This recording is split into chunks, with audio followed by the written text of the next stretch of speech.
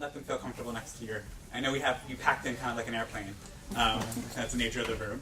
My name is Adam Zahn. I'm the Associate Director of the Office of Global Engagement, and we're really happy to have Aphrodita here from the Institute for International Education to talk about applying for Fulbright Awards.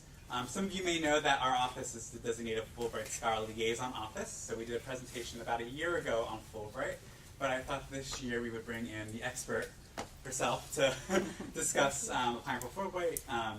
We'll have time to ask questions, and we can talk about follow-up both with our office and with Aphrodita. Is there anyone here who is a Fulbright alum, who has received a Fulbright in the past? Donnie? And we'll talk about those resources as well. Just so you know, we might take a couple of photos, at least from behind, so for a social media page for Institute for International Education. So if anyone has a problem with that, just let me know. I'll make sure that you're not captured. Aphrodita? Yeah, thank you so much, Adam. I appreciate it. So if you don't mind, I'll give you the camera just to take a few photos in it. All right. Well, good morning, everyone, and Happy New Year. I hope this is a good way to start your new year. My name is Aphrodita Krasniqi. I work as Outreach and Recruitment Officer for the Institute of International Education. My work is focused on the Fulbright U.S. Scholar Program, a little bit on the Fulbright U.S. Student Program. So I'm going to also ask you during the course of the presentation if you have identified any great students you want to recommend them to apply for the Fulbright U.S. Student Program. And you have quite an active office here that work directly with the students. So thank you again for being here, and also it's an honor for me to come to Drexel University and present the Fulbright U.S. Scholar Program opportunities. So just a little bit about the background of the Fulbright program, and it started in 1946, right after the Second World War, when the world was recuperating and healing from all the damage that was done. So the idea that a senator at the time, J. William Fulbright, had was to bring the world together, and he established the Fulbright program. It's been going on strong for 72 years now, and it's a great program. And the reason why we mentioned the background and the history is because you want to think about this as you start your application for the Fulbright U.S. Scholar Program. The main goal of the program is to bring people together to promote mutual understanding between the U.S. and other nations abroad. So it is funded by the U.S. Department of State, U.S. government since the beginning. And abroad it is administered and funded also by the Fulbright commissions when there is one. Usually the most developed countries would also co-fund the program. And whenever there is no Fulbright Commission, it is administered by U.S. embassies, so U.S. government representations in the country. So if you get selected, depending on the country where you would go, you would be hosted, or the program would be administered either by the Fulbright Commission or the U.S. embassies or posts or consulates. I used to work for the U.S. Embassy in Pristina in Kosovo for 17 years, so I'm quite familiar with the other side of the program. So now I joined IAE 2 years ago, and now work on the other side of the program. So I've seen the full cycle of the Fulbright program and the impact it has on the countries, especially less developed countries. Always, recommending people who want to consider applying for a specific country, that you want to check what's happening in the country. And usually the best resource for you to check is the U.S. Embassy website. Because depending on your discipline, depending on what you want to study or, want to teach or research, you would check the U.S. embassies or what are the priorities of the U.S. government in that particular country. As you can see, Fulbright is grown since 1946. There are over 380,000 participants to date. If you get selected as a Fulbright scholar, you would be part of this great family. And there are so many people that have won all these wonderful prizes over the course of 72 years. We usually would send about 800 U.S. scholars abroad, and we would also host that many from abroad. So this is the number of grantees who would be selected to go on a year basis. The new application cycle for 2021 will launch in February. So we're very close to launching the new competition cycle. And this is good time for you to prepare and start thinking about all the components that you need to complete the Fulbright U.S. Scholar application. Please keep in mind that Fulbright is always keeping in mind the diversity and inclusion as part of the program. So it doesn't discriminate, and it offers opportunities to various people from different background, race, color, national origin, and so on. So just something to really highlight. What is the Fulbright U.S. Scholar Program? It is an opportunity that provides U.S. faculty or independent professionals to conduct teaching or research or both combined in more than 130 countries. So that's the core Fulbright U.S. Scholar Program. Then we do have the opportunities for administrators. We do have the seminars, 2-week seminars. So if there are any administrators in the room, you want to consider there's still some opportunities open for the 1920 competition cycle. So we're still not closed with the opportunities for administrators. Then there is the collaborative research. So as you can see, the percentage of U.S. scholars dominates in the Fulbright U.S. Scholar Program. It's 93%, and the participants in seminars, 2-week seminars, that's 7% in the 18-19 competition cycle. So you need to focus on the eligibility of becoming a Fulbright U.S. Scholar. First of all, they require that you are a U.S. citizen. We get to, many questions, people asking, I have green cards, am I eligible? Unfortunately not. So you must have a U.S. citizenship, because you would be a U.S. cultural ambassador to the country you would be selected. So you're expected to have lived and taught in the U.S., basically U.S. representative in the program. Every award is different. So we do offer about 477 awards in 130 countries. So every award, every country has different requirements. You want to pay close attention to the degree requirements. Some are open to master degree level applicants. Some are open to, restricted to only PhD holders. So you want to pay close attention to that and just try to find the best match in these awards. Some awards are even open to professionals and those that are outside of academia. So Fulbright program has evolved over the years, and there is a demand for professionals. We do have opportunities for artists, architects, creative writers, and so forth. So again, if you know of anyone who you think would be interested, you definitely want to refer them and give them all this information. Teaching experience, every award again is different. Some are very restrictive, like they would say 3 years of teaching, at least 3 years of teaching experience. Some would say 5 years. So you want to pay close attention. When there is like no clear language about how many years of experience, just keep in mind that a Fulbright usually offers opportunities for those that have over 5 years of teaching experience if you're applying for an award for teaching only. So it depends. Again, we look at so many different components before deciding what is your best match. Priority is given to candidates who have served in the U.S. Armed Forces, as long as they are eligible and qualified. But they would just be an advantage. And also there are new policies for previous Fulbrighters. They had to wait 5 years before they end their grant and they could apply to another grant. Now it's 2 years. So I know we looked at the Fulbright Scholar Directory for Drexel. There is quite a number of alumni at your school. Again, this is an opportunity for 3 to 12 months you can do, depending on teaching or research or both combined. So we just pay close attention to the parameters.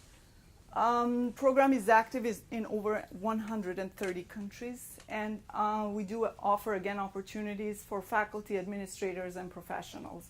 We do have like opportunities for all disciplines. Sometimes it's specific to what discipline they're open to.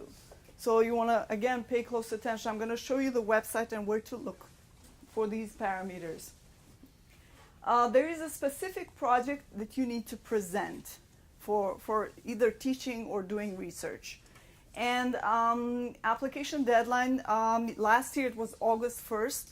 We still are working on identifying and finalizing what would be this year's deadline. But definitely we will launch in February with a new application cycle, 2021, which means if you apply this year, let's say deadline is August or September, if you are selected to go, you would go in the following year, so the next fall.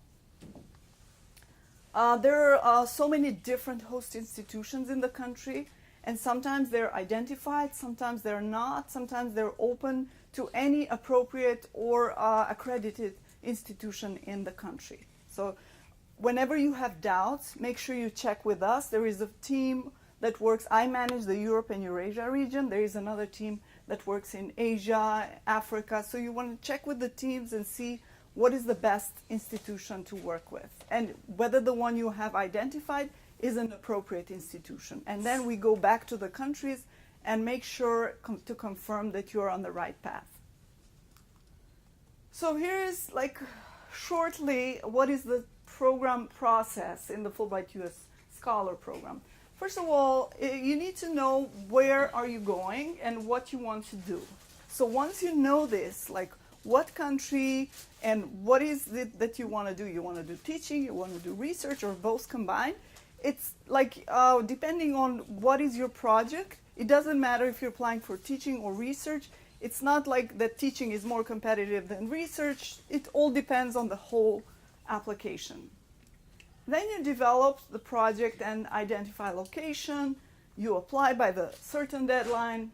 And then after you apply, we still give more chances to applicants.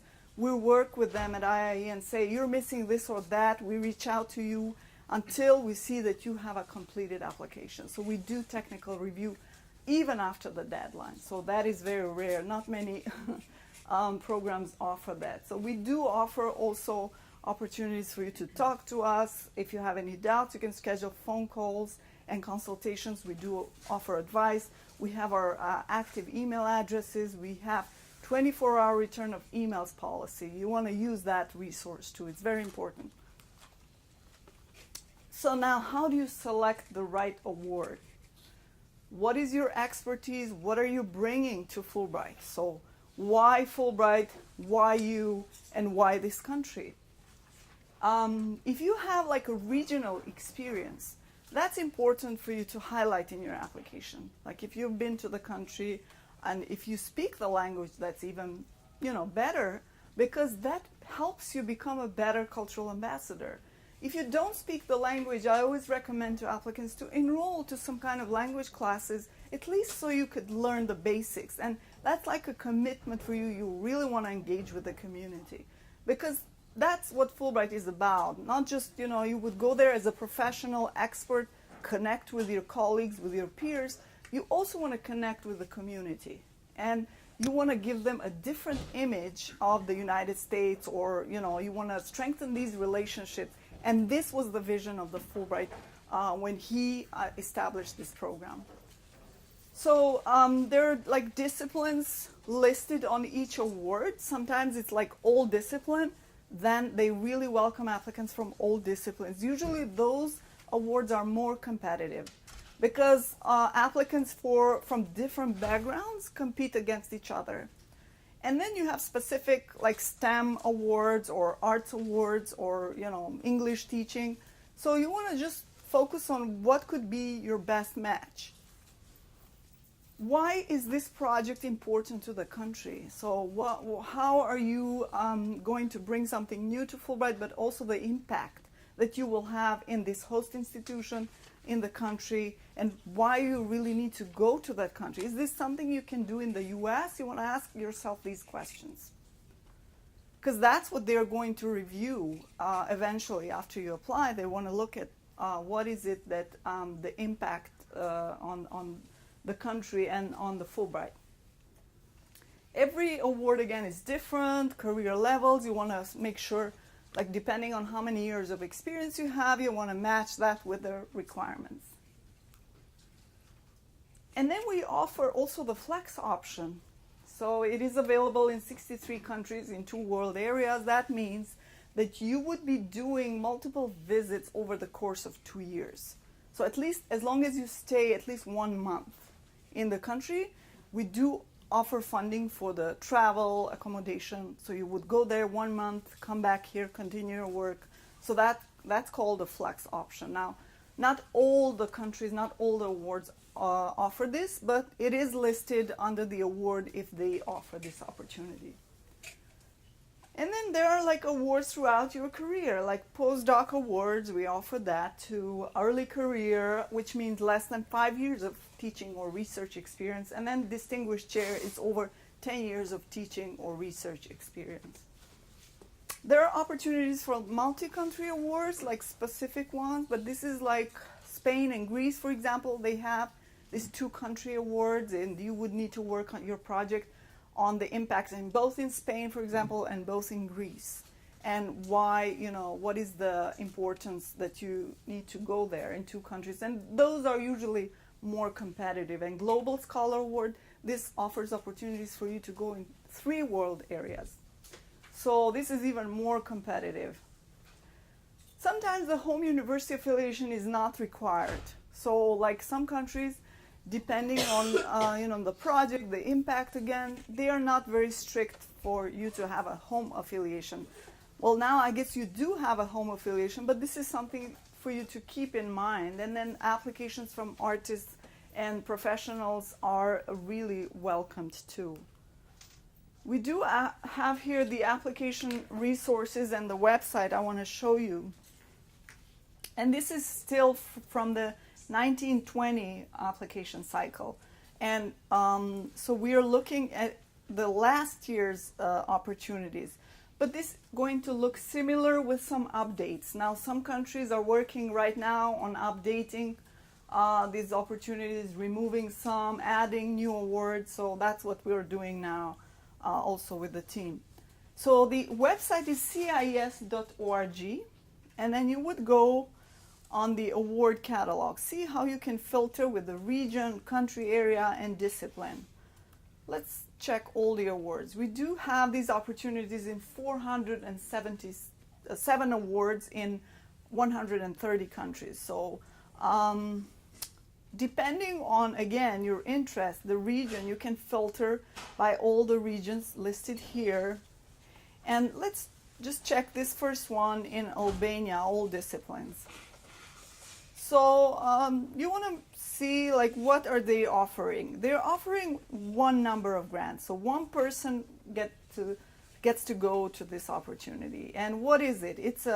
You would teach courses at the undergrad or grad level or both in area of specialization, conduct research, and also then you would have information here about how long is this grant for, the dates. Sometimes they're very specific and you really need to adjust your project to these required dates because that's very important. And they do offer the flex option. So you can travel multiple times if you, for example, can take a sabbatical or can take a year away or half a semester or a semester away from your work, you can check this flex option. And then you would have here the location usually is where the host institution is located. So they do offer information, bless you, about the universities that you can affiliate with. Sometimes they offer also resources like websites, but if you have this information, you can just Google that and then you will find out contacts there. And if it's very difficult for you, you can't find any contacts, then we are there also to help. So you can reach out to us and see, I've tried all these resources, websites, this and that, I couldn't find anyone. Could you please, find out? Because we work directly with the countries and we make sure that they respond to applicants too. Because this is like a lot of moving parts in the Fulbright US Scholar Program application. So you're applying for the program, you have to also plan your sabbatical or your family or, and then you have to contact the host institution or the host country. You need to get letters of invitation from them. See here, for example, you would find that information, the requirements. If the letter of invitation is required or not. In this case, it is preferred, which is good for you to have a letter of invitation because that enhances your application. That shows that you have an endorsement from the host institution.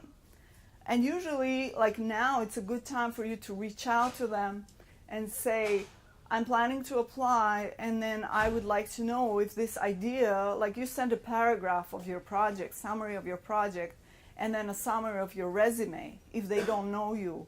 Sometimes, there are people that connect with a previous or existing contact that you've met in a conference or you've done some work together. But like usually for those that don't have any contacts with people in the host country, send them your resume or just update your resume if you're sending this to an existing contact and tell them what is your plan for the Fulbright program. Any questions so far? Like, does this seem doable? It's easy, right? So does the partner site have to be a university or can it be a different type of institution? Yeah, so it can be NGO, a museum, a school, university. It doesn't have to be a university as long as it's not for profit. I see. As long as they're not profiting from your experience, they're good. However, you need to check with us if you're not sure. And if it's like not indicated on the award description, they're saying this university, you have to affiliate with this university, then you do affiliate with that. If it's not specified and you're not sure if it's an appropriate or if it's an accredited institution, you want to check with us just to make sure that it's okay. Yes? If you're going to a university, who would normally write that letter of invitation? Would it be a department head, or must it be a senior administrator in the university, or who sends those? Yeah, that's a great question. So usually it should be a department head or the person who has the authority to invite you. So when you reach out to your contact, make sure that you check with them if they have the authority to invite you. For example, they would need to provide you with some working space, a desk, a computer, internet connection. And you want to know that they have the authority to do that because they're not like committing to a lot. However, they need to follow their protocol and of inviting you. But usually it's like the head of the department or the head of the administration, depending how it's regulated with the institution. If accepted, is that institution, do they have to pay anything for you, or they just have to provide you with a workspace? Yeah, again, depending. The most used word in Fulbright is depending, but depends on the organization.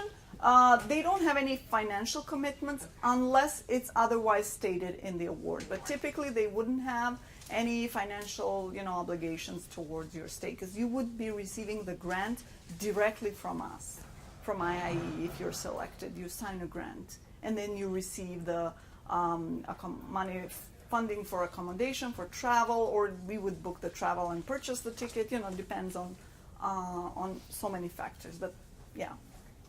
Any other questions? Okay, so just a little bit more information on while you're navigating this opportunity, let's say in Albania, and also consider about, if you haven't identified what country you want to go to, consider about these small countries like Albania or Kosovo, where I'm from. We love Americans more than we love ourselves. So that's important also in the achieving the goal of the Fulbright program in promoting mutual understanding or nurturing this mutual understanding. So those are less competitive, especially I can speak for Europe because I manage Europe region, like the Southeast Europe or the Central Europe, and Eurasia is not so competitive. So you want to keep that in mind too. And also you want to be appreciated. The impact would be, of course, different from if you go to the UK, for example, or if you go to a country in Southeast Europe. Depends again on your project and your what you want to do and the contacts and the resources you have. But if it's something you want to do something different or go to another smaller country, consider these. Like for example, Albania we're viewing here. And then just to go back to the award description. For example, here, they have provided all these contacts. And then you just reach out to them directly. Then they provide helpful links, like websites of these universities and so on. Now, you want to also pay attention to what type of activity they're expecting you to do, like teaching, a combination of both, or research. And category, this is open to all level of scholars, including early career. So early career, again, in the Fulbright world is less than 5 years of teaching and research experience. PhD or other terminal degrees is required. So terminal degree meaning, like, for example, for the arts is the MFA, for some other disciplines, creative writing. So those you want to consider, like, and also check if that is your terminal degree. If you're not sure, contact us. Here, for every award, we do have a designated program staff. The name is listed here. I'm going to be, for example, for this country, because I'm going to manage the whole Europe. And then we do have the phone numbers and the emails. So then the award benefits for each country is different depending on the living standards.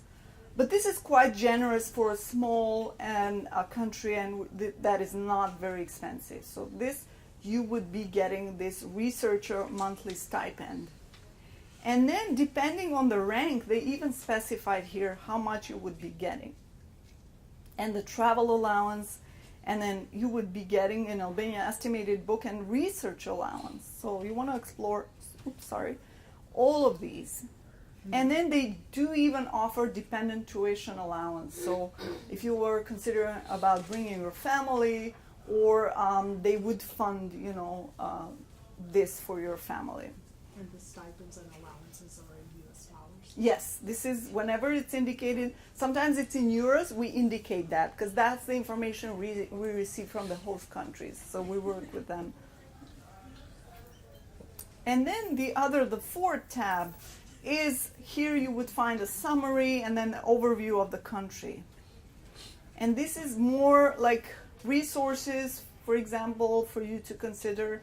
And I'm not sure. They do provide contacts at the U.S. Embassy and even the U.S. Embassy website, which I always recommend applicants like working on that other side of the program.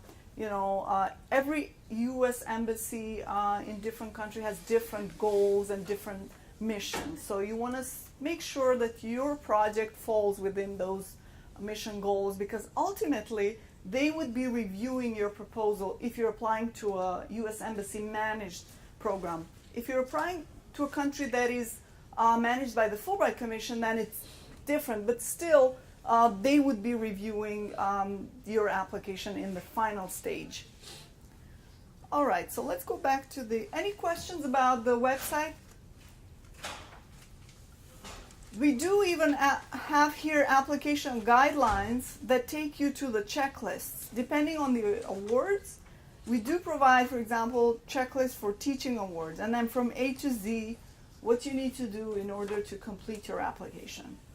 So you just follow these resources, and then also you want to check the Fulbright Scholar Directory. This is the list of alumni that we provide, and you can filter them by the discipline, by the institution, and so forth. So you want to make sure you also reach out to them. We do not provide the contacts, but only their names. And for example, here you would find even their project title.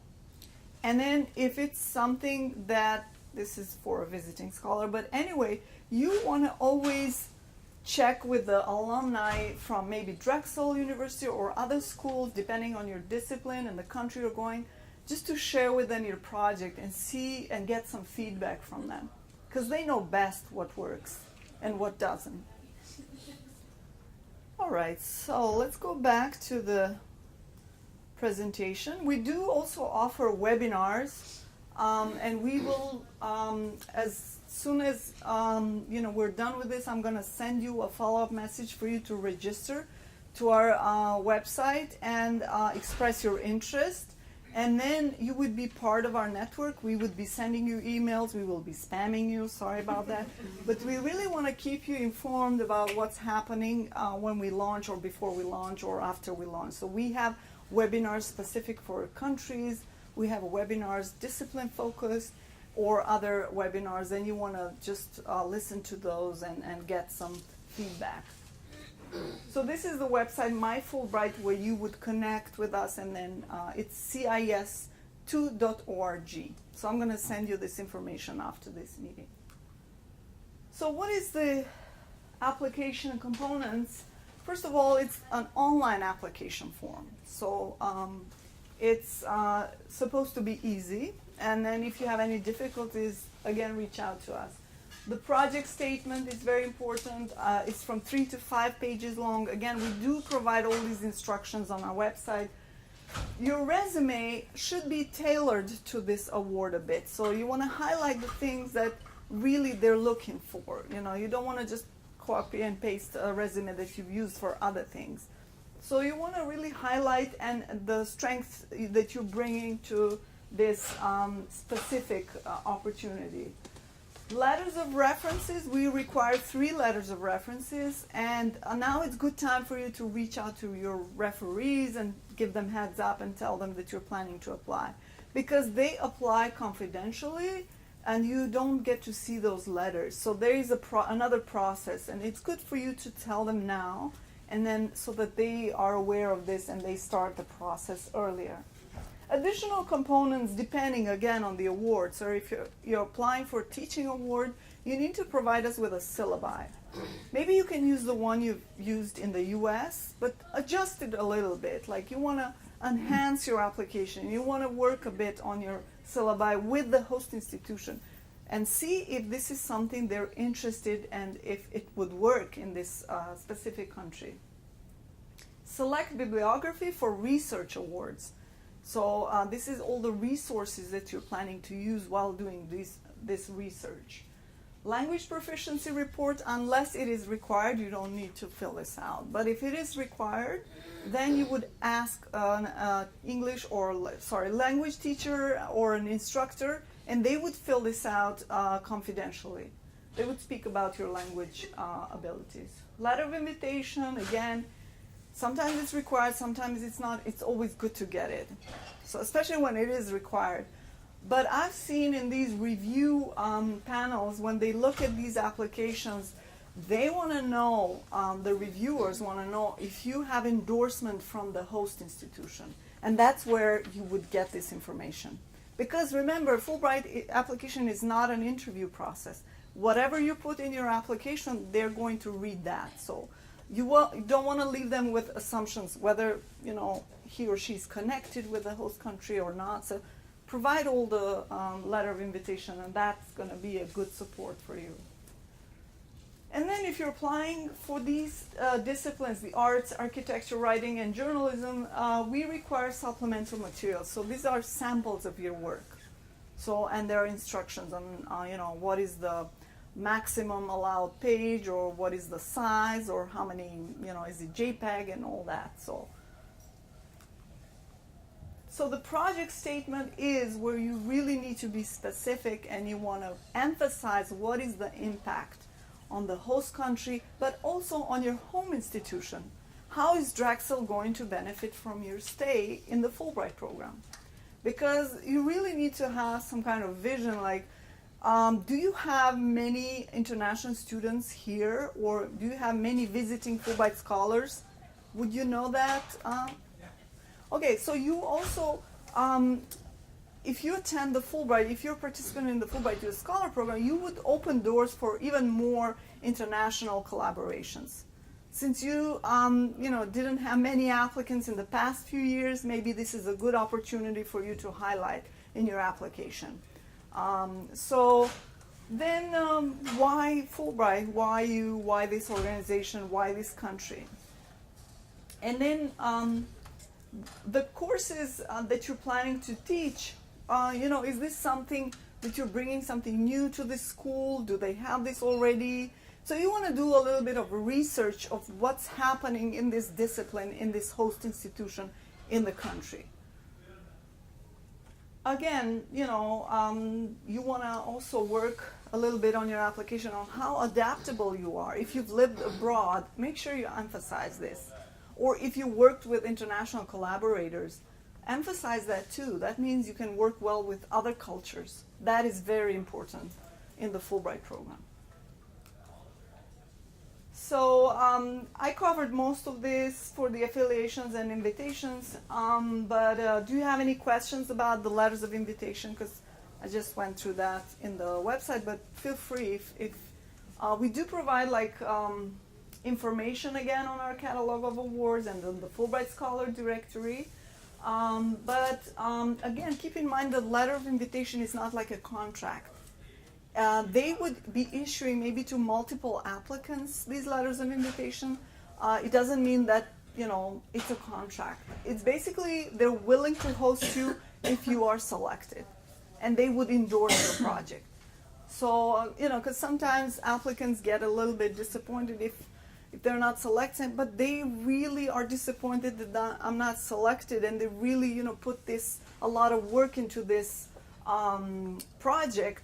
And then, unfortunately, it's not a contract, just for you to keep in mind. So, again, we emphasize this. It should be coming from a person that you're collaborating with, as long as they have the authority to issue the letter. If not, you want to check with who has the authority. And they should be on the host institution letterhead, and they can just scan it and email it to you. You would then attach it to your application. So they don't need to mail it to you. Any questions about the letter of invitation? That is very important. You know, as the project statement is important, the letter of invitation is very important. Yes? If you don't, so when you look at the context, you just cold call these people if you don't know them? Yeah. Okay.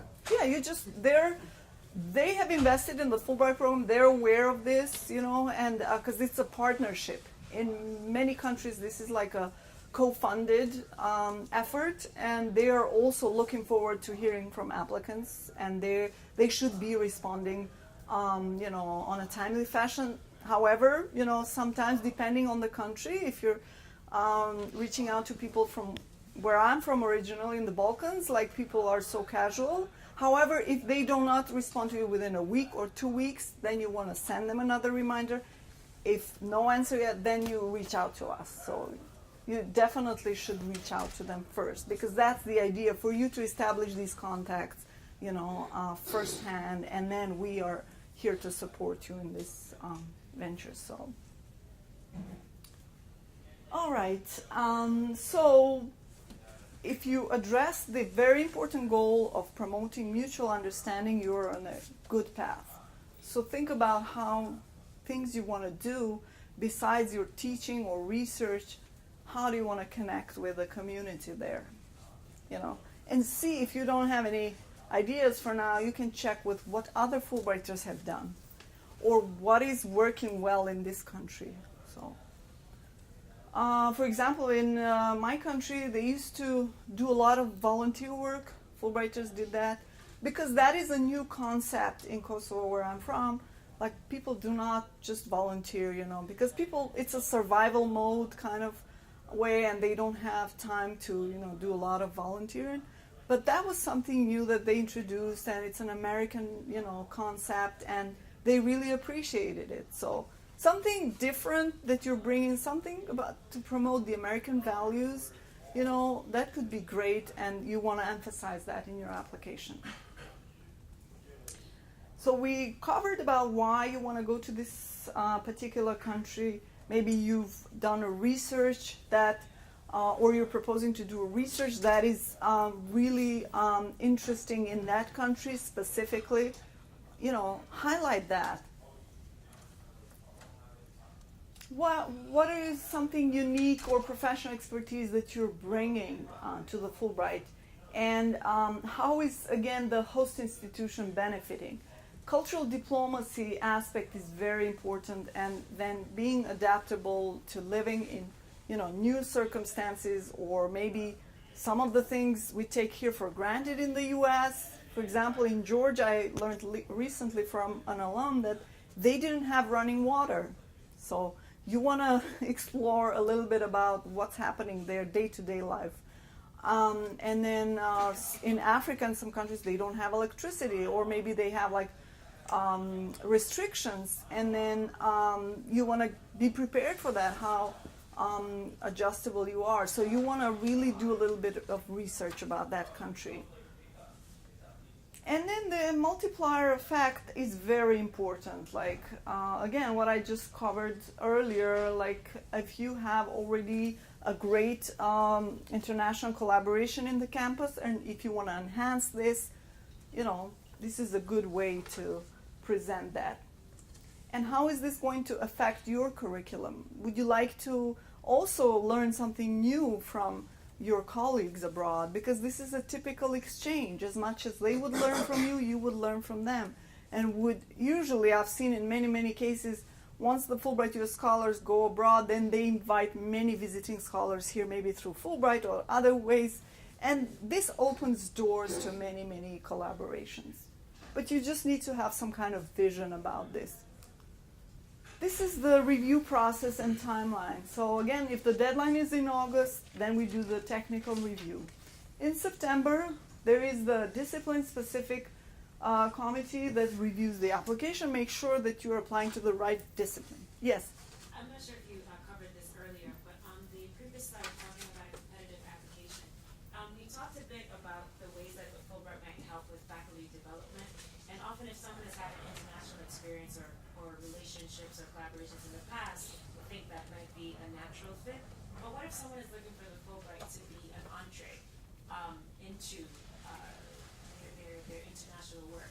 How might they craft a statement, or what might they want to pay attention to in that sense in making the application competitive?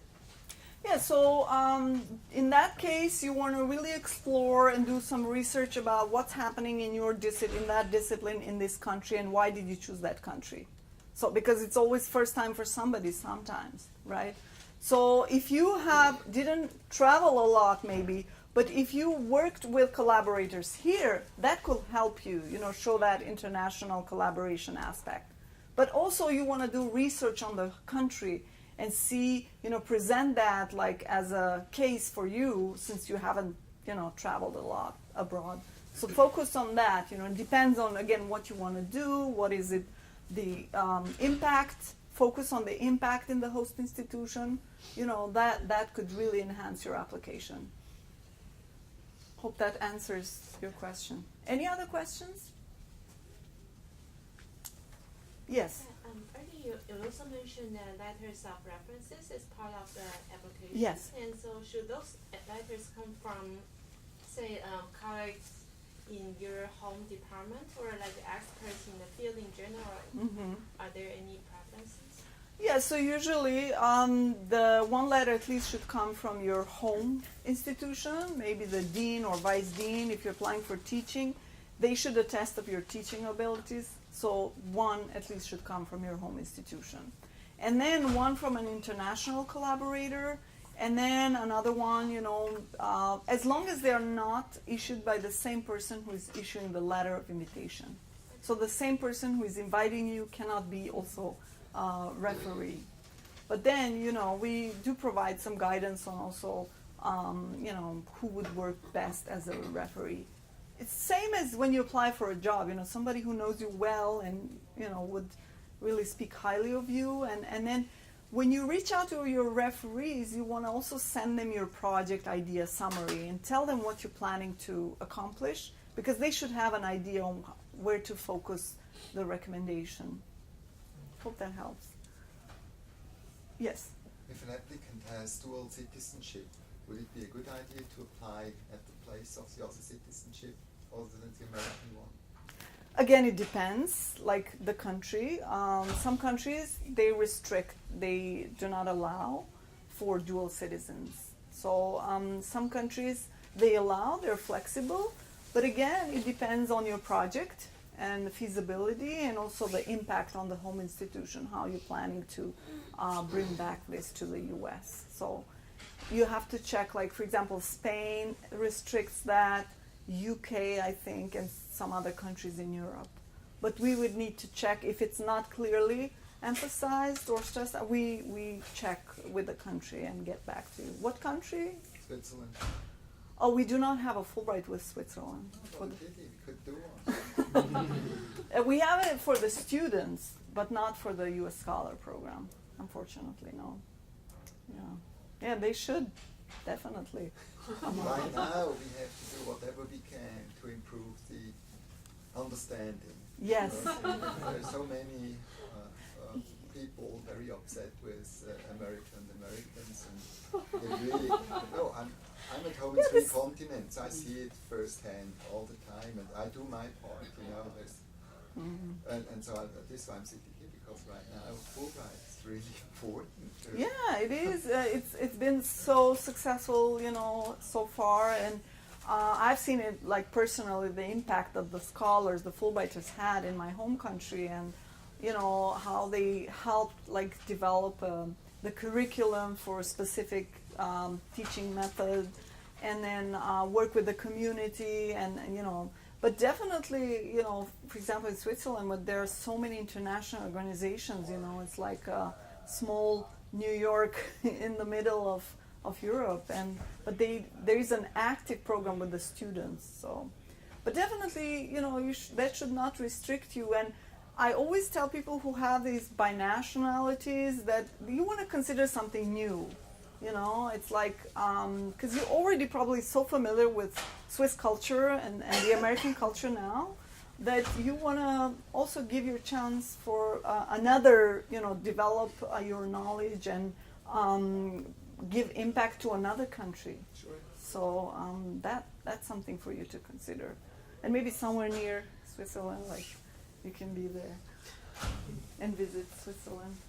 All right, so any other questions? Yes? I have a question about the flex option. Is that still part of the core application, or is that a different application altogether? It's part of the core application. It's an option. So it's not like a specific award. It's just that an option.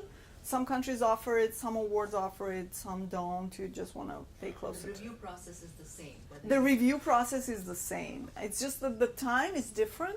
And of course, it will involve more funding on part of the Fulbright, because like if you travel 4 or 5 times, the tickets would be more expensive. But definitely you want to check with each country if you're interested to apply, if they offer that. Any other questions? Yeah, all right. So then the review process, because it's a long review process, so many people are involved. After you apply, there are the alumni that review your applications. So that's why, after you apply, you think, oh, they didn't tell me what's happening. It's been 2 months, 3 months. We're working so hard with so many different reviewers to review your application. We make sure to update you. Like if you pass the first stage, which is the peer review stage, which happens usually from September to early November, then the alumni would review your application, and here's where they would recommend for further review in the country, and we would let you know if you pass this stage or not. So every step of the way we will send you emails and notifications. In the meantime, if you really are anxious, you want to know, you can always reach out to us and we'll make sure to let you know.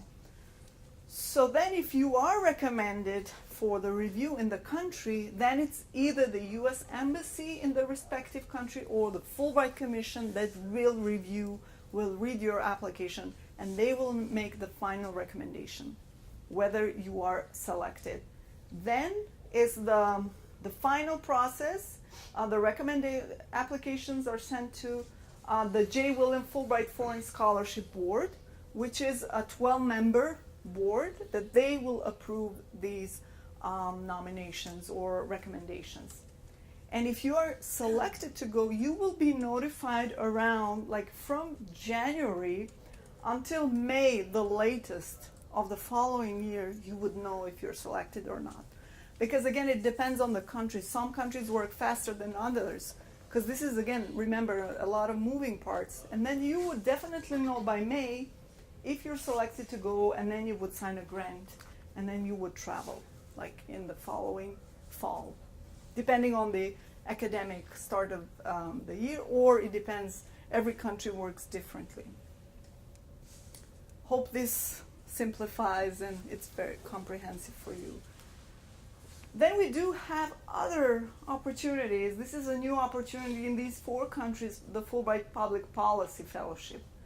So if you know anyone, or if you're interested in public policy, you can certainly consider this one.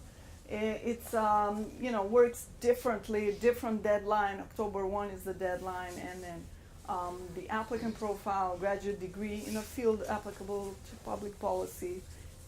And in these, you would work definitely with the ministries that are negotiated and recommended by the U.S. embassies in these 4 countries. Then we have the administrator seminars, these 2-week seminars in these countries listed here. Administrators who work in making your campus more international or work in study abroad programs, you want to recommend them to consider these. These are just 2 weeks, and it's a pretty straightforward application. There is a specific one for community college administrators in Russia.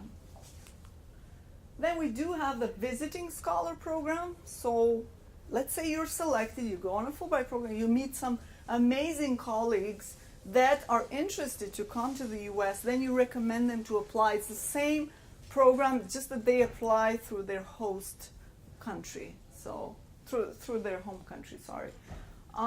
We do have, again, we host about 800 international visiting scholars as part of the Fulbright program.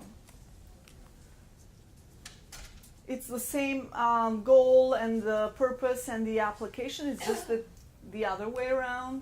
Then we do have the Scholar in Residence program. Like if you do not host many international scholars here, the institutions apply directly to us to ask us to bring international scholars to your campus. These are all other opportunities that are managed by my colleagues. I don't work on these, but I really want you to know about them. Outreach Lecturing Fund. This is for already scholars who are already in the U.S. and they want to travel to another U.S. institution. You can host them, and we would fund this. Other, like Fulbright family is big. We do have all these wonderful opportunities. But, the Fulbright U.S. student program, I really would like you to think about the students that you teach and you meet every day. If there are some that are outstanding or interested in going abroad for maybe doing degree programs, we offer those in many countries. And we offer study or research or teaching English assistantship programs. So you want to recommend them to check this. And then, join My Fulbright at CIS2.org, where you would express your interest, and then we would send you follow-up messages. You can email me with any questions you have, and we just visited our website, and you can always refer your colleagues. We have a specific initiative that if you think somebody else who couldn't come here today and would be eligible and interested, would qualify, you can always refer them to us.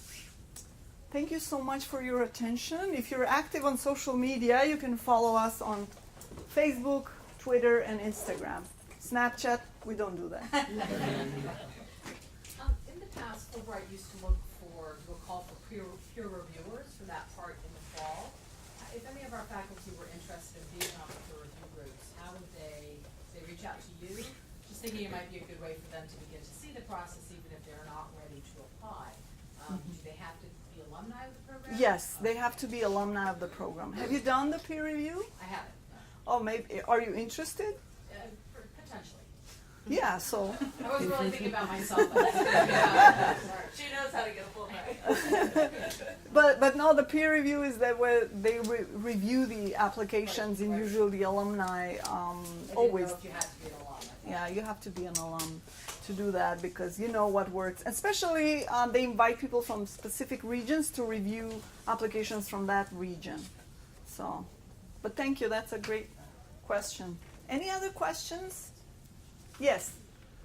Like, what is the top things or some gotchas, like, not to do? Not to do? Yeah, like, just tricky, like, don't do this, the answer's false. We focus so much on what to do. As long as you do those that we recommended, you'll be okay. So basically, think about how would you serve as cultural ambassador. That's something you want to get aware, like culturally aware of the country. If you're, showing that in your application, some knowledge about the country. So basically, don't say something that would be not be accepted in that country, because that's the primary goal of the program, is for you to strengthen or build understanding, mutual understanding between these countries. So you want to be like culturally aware of that country. So don't be culturally unaware. Yes. Tell us about health care, health insurance, and any physical requirements for the. So usually those that are accepted as finalists, they would go through some medical examinations, and they would need to provide some, records that they have done that. And then health insurance is covered, but not for pre-existing conditions. So if something happens, while you're on the program, accidentally, God forbid, but that would be covered by the health insurance. So the health screening the application is contingent on the health screening.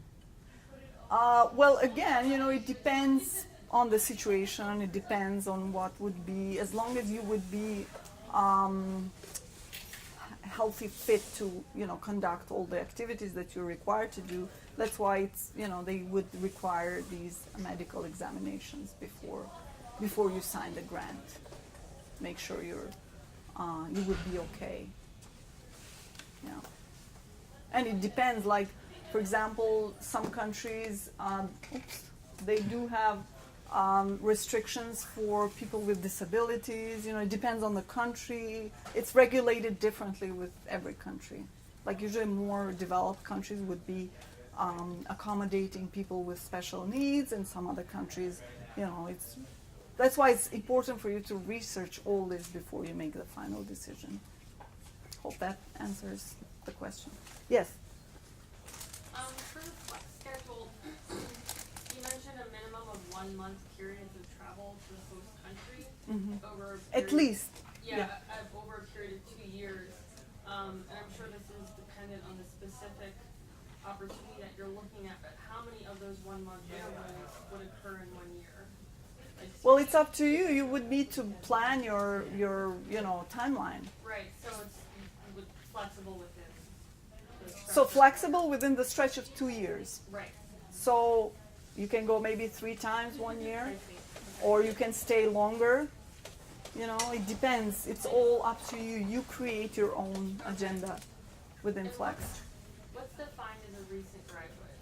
Sorry? What is defined as a recent graduate? So somebody who just recently graduated, like within the last 1 year or 2. 1 or 2 years. Yeah. But we do have opportunities for those in the Fulbright US student program. Right. So if it's bachelor degree or master degree, as long as they do not have the PhD degree, they would be eligible for the student program. Okay. You're saying that the host institution doesn't necessarily have to be university, it could be like a museum or any other nonprofit. Does the same go for your home institution? Does it have to be university? No, it doesn't have to be university. And just like to get an idea, you also said that you don't have to necessarily have an affiliation when you apply for your home. Correct. Is that more difficult then to get an application through? And like, how would you tailor your application, since a lot of the emphasis seems to be about how you can like bring improvements back to your home institution? Yeah, again, that depends on the country, depends on where you're going, but also on the impact. If you don't have a home institution, how are you planning to have an impact? Like, what is your long-term plan? So you want to make sure you emphasize that if you do not have a home institution. If I could just mention, if you're a Drexel alum, the Drexel Fellowship, the Fellow Development Office will assist you in the application development and put you, if you'd like, you could submit your application as affiliated with Drexel, and then you would go through the Drexel process. They have a pre-process for student apps where they have their own selection committee, and they'll let you go through that, because you're still a graduate, so we still want would take full credit when you win, just so you know. But Of course. it's a different, you know, you're following a completely different timeline, which is a month or two before the student application deadline, because they're always on campus deadlines. But you're absolutely available, you know, able to use all those resources. So you are a student? You are? I'm a recent graduate. Okay, so you want to connect with the FPA that Adam mentioned earlier, the Fulbright Program Advisors. Drexel has a great record of sending Fulbright students abroad. So you want to check, Adam, if you want to tell them about I'm this. that person if you want to talk to me. Oh, I'm sorry. No, that's okay.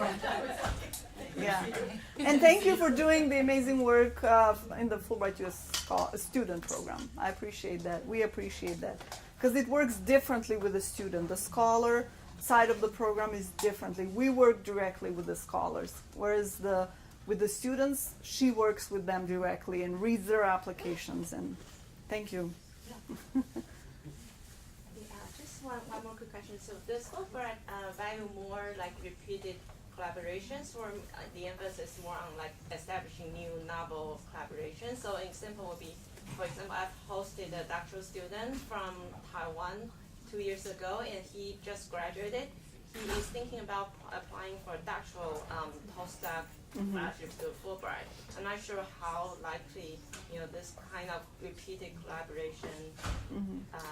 Well, again, it depends. What is the goal and what is the long-term plan that you have? So usually we want to see more and more collaborations established with new contacts. But again, it depends, you know, on your project. It depends how the endorsement you would get if you go to work with this collaborator on the project, on the achievement. You know, so many components that are considered before they make the final decision. So, but definitely you want to, you know, work with an existing collaborator. That's easier for you if you have a collaborator already established and you want to work with them rather than starting something new. So that's, again, it depends. It's not a written in stone rule, but yeah. Any other questions? Sorry, one more. If you have a question about which discipline is appropriate, so for example, what I do kind of sits in the middle of the arts and psychology, right? So it could really swing either way. How do you decide which discipline? Well, you know, you want to check with the country what they're offering, because sometimes they're not offering both. And I know, for example, in Hungary there is an opportunity for like that, something like that. And then you want to check if that is your best match. Sometimes they would offer just art, or sometimes just psychology, or this and that. You know. Is that something to discuss with? You want to discuss with the host institution. And what would work best, because sometimes something you want to do there is not feasible in the country, you know, or maybe sometimes you want to start something new, and this is a good platform. So. Can I just say one more thing? If you're looking at a country and you don't necessarily have an institution in mind, don't forget that through the Office of Global Engagement, you can see all of the partnerships that we already have, and we can also assist you and do an outreach to our counterparts and say, you know, Veronica's interested in this, this, and this, and she wants to go here, but she doesn't. I mean, it's hard to imagine that you don't have to contact Veronica, but sorry. But you know, we can always assist with that. Yeah. We can always try and put you in contact if you say, oh, I'm very interested in Ireland, but I don't know anybody at University College Cork. Well, they're our partner. We can reach out and say, I have a faculty member who's interested in X, Y, and Z. Could you guide us to who she should speak That's with? very helpful. We're always there to help, and you can look online. You can see who all the partners are online. If you're kind of shopping the country, I don't want to say it that way, but That's a good way to put it. but sometimes you could go to a variety of places that are doing great work in your field, and you can really make an impact and have. Thank you. Yeah, and sometimes you maybe are hosting a scholar from that particular country, and that's why it's important to check the Fulbright Scholar Directory also, but also you want to check with the study abroad office or the people who are hosting, or with Adam, you know, he's a resource. Of course, he works directly with you. And thank you, Adam, for also setting this presentation up. I hope this was useful. Yes. But thank you for all your work you're doing with the scholars. So, any other questions? I'm currently a postdoc at Drexel, and I have an application out now that made it through peer review. But my postdoc it might be ending in June. I'm not sure if I'll still be at Drexel. If I go to a different school, is that going to be a problem next year? So is this part of the student program? No, it's the scholar. Oh, Yeah. okay. No, I mean, as long as that is, I'm sure you've I don't know indicated. where I'll be. But you have indicated that in your application, Yeah. right? So that's okay. Okay. Because since you passed the peer review, that should be okay. So good luck. Thank you. Yeah, you should know. What country? It's New Zealand. Oh. They should, yeah. By May, you should know. I hope it's sooner than May. Yeah. Well, it depends on New Zealand. Now it's up to them. Yeah. How fast they work. Right.